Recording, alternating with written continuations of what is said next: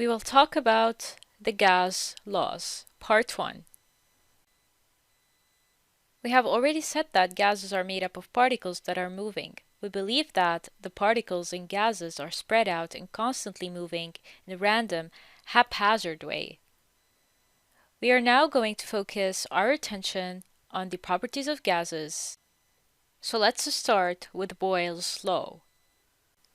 Boyle noticed that air is squashy. If you ever used a bicycle pump, you'll understand what this means.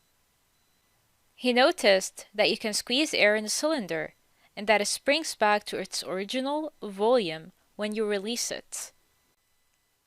In the experiment that we saw in the previous tutorial, we have a syringe filled with air, and we try to compress this air using the plunger, and when released, the plunger springs back to its original position.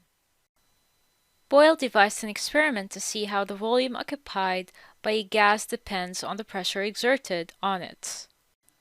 Boyle took care to make sure that the trapped gas he was studying stayed at the same temperature. He increased the pressure on the gas and made a note of the new volume. The results looked like the graph shown in the figure below.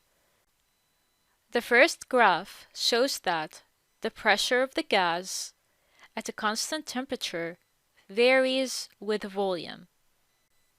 And the second graph we have the pressure against 1 over V.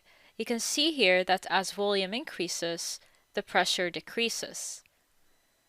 In the other graph with 1 over V on the x-axis and P, or pressure, on the y-axis, you can see that a straight line is passing through the origin. And as 1 over V increases, the pressure increases. So we can say that a straight line is passing through the origin, so P is proportional to 1 over V. Or P is inversely proportional to V, since it's a straight line passing through the origin. So the slope is constant. Slope equals to y over x. If we substitute y and x, we get P over 1 over V equals to P times V. Boyle noticed that when he doubled the pressure, the volume of the gas halved.